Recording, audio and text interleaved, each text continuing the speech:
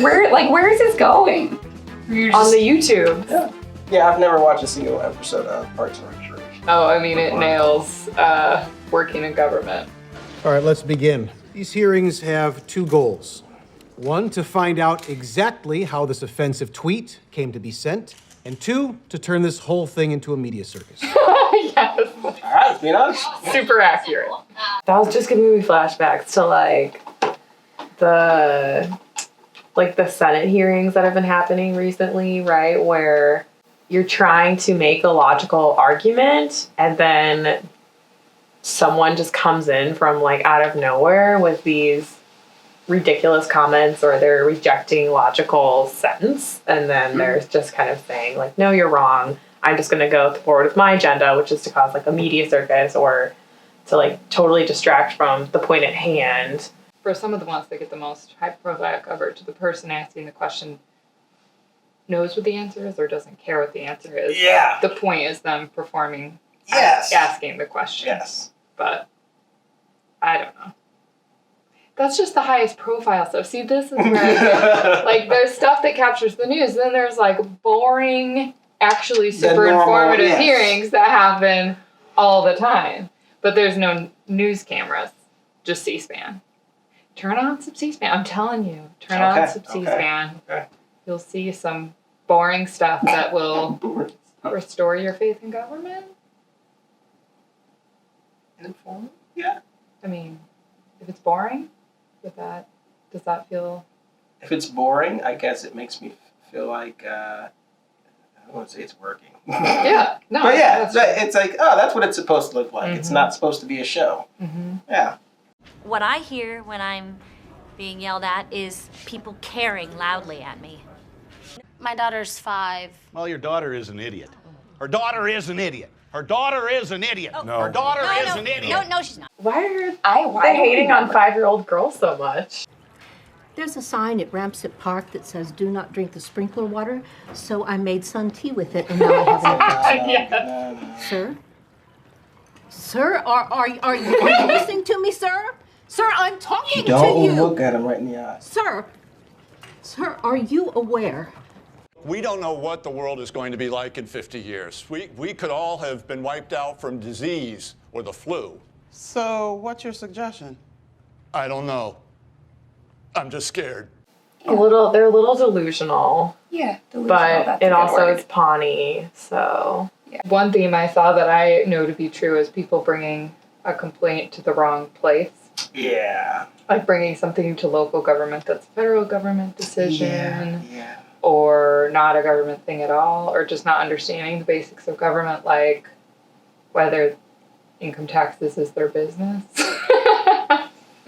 So you can't really be effective in your advocacy if you don't know those kind of basics. Article 7, Section 3 allows for a citizen filibuster. If I stand here and refuse to yield my time, you are prohibited from voting on the bill.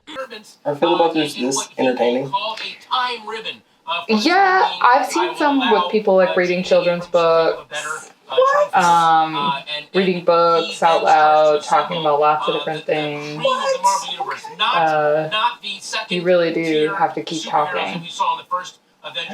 So there have been some interesting things. Now, in my opinion, they're not enough filibusters. Well, at the federal level, they just don't bother anymore. There's the threat of the filibuster, so they just make sure they have 60 votes all the time. That's why they can't do anything about 60 votes, because if they don't have it, someone can filibuster. They can't break the filibuster. So just the threat of that means that they don't do anything unless they have those votes in the Senate. That's been a big controversy. So that means that they just avoid it completely now.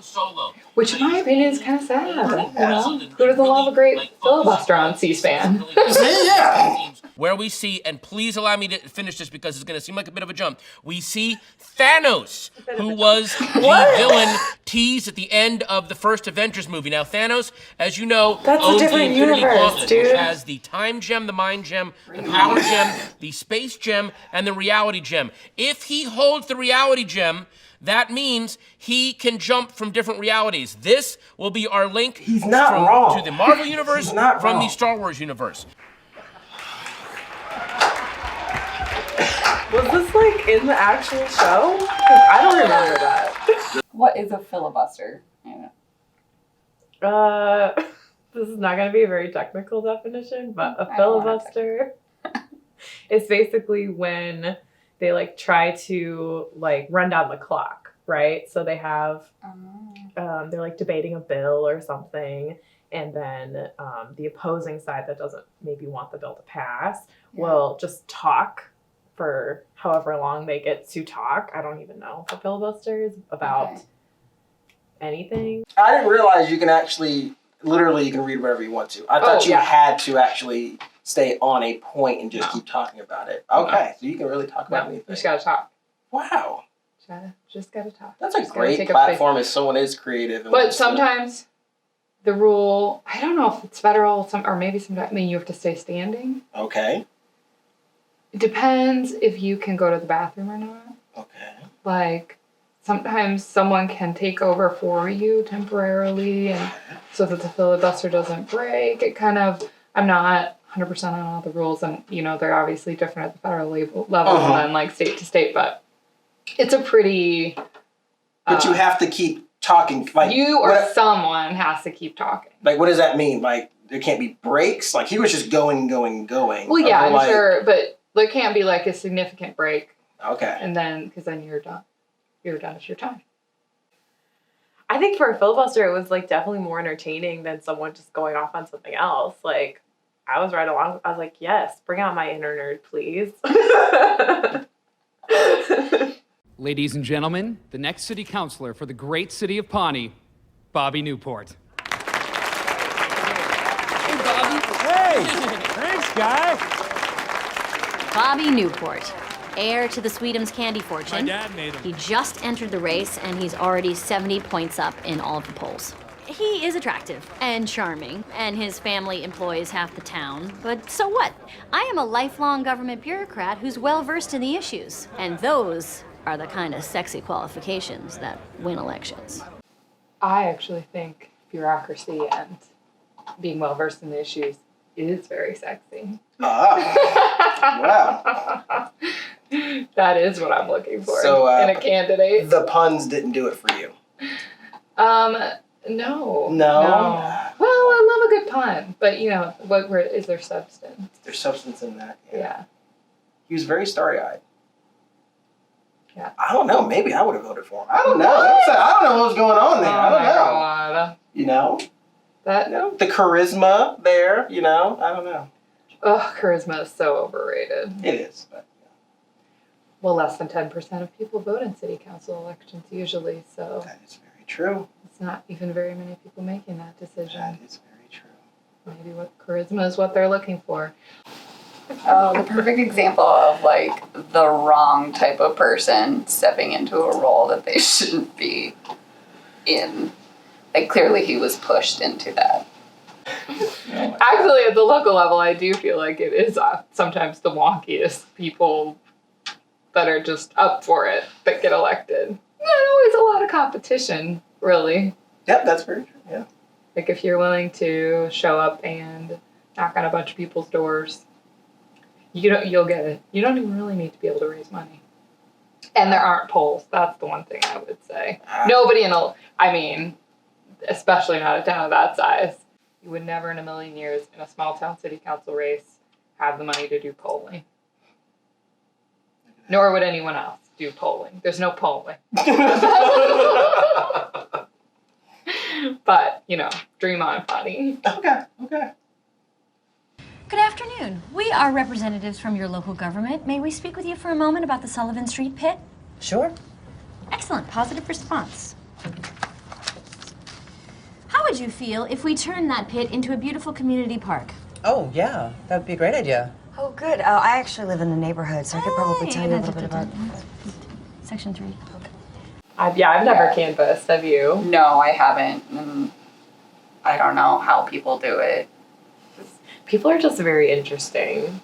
Yeah. Like the different responses that they got. Or I think it's always interesting too to see like when you go to someone's door and they're like, oh yeah, that's a great idea, but then you ask them for their support by coming to a meeting or like voting, and then that's where people like disengage. Yeah. And it's just kind of, I think, indicative of what's happening largely, why people aren't like voting or becoming more involved in communities, is that they support the things or like the causes, but then they just like, there's a disconnect there, and I don't really know what that is, but case in point. They want other people to make it happen for them. Yeah. Or they think there's enough other people that will do it and it will just get done.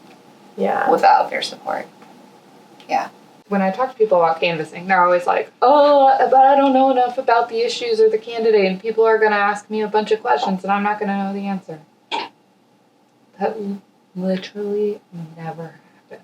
Oh, okay. People do not expect the random person knocking down their door to have special expertise and knowledge. Okay. And if there's anything, like the handful of times they've asked about a position and I didn't know the answer, of course people are fine with like you not knowing, making a note for the campaign to follow up, that kind of thing. Like, okay. For some reason people seem really intimidated by that piece, and it's really, really not a thing. And people are actually very nice if they do answer their door 9.5 times out of 10. Okay. Because you're right there in front of them. They're not going to be mean. Just right to someone right in front of them. Usually. Not always. Occasionally they are mean. Yeah. Which I just don't get. How long do you try to make the interactions? Oh, short. Okay, so you are trying to go short. You're not trying to go for like a script like that and like go through. No, not scripted. Okay. More personal. I always try to like, I think a weird thing for me is that some people, I think people have this idea in their head that canvassers are like paid. And sometimes that's the case, but that's honestly like very rare. So I always try to lead with like, I'm just like a mom in your neighborhood. You know what I mean? Like, I am a human, much like you. Hopefully you don't say it like that. No, but I think somehow people don't think that. Okay. There's like this disconnect. So I always try to make, like, yes, I'm a weirdo because I'm into politics enough to be doing this. I get that that's weird for most people, but I am also just like a normal person volunteering my time. Key thing to do if you can, bring your kids. Oh, that makes sense. Okay, yeah, that makes sense. I definitely bring my kids, and people are it's just better. 80% of dog owners cannot open their front door because their dogs are so insane. Yep, I agree with you. I 100% agree with you. What? Yep, I don't know what it is. Yep, every place I go to. Get it together. Yep. Why are you living? This is always how it is. You open the door, and the dog just starts running towards you. He was like, whatever the name is, back. I'm so sorry. Every single time. And then they're like holding them and trying to come out the door and talk to you, and or sometimes they have to like sneak out the door to talk to you while they're dog. Yep. Why are you letting a dog run your life? Right? Why are you letting that? That's a good message. Why are you letting a dog run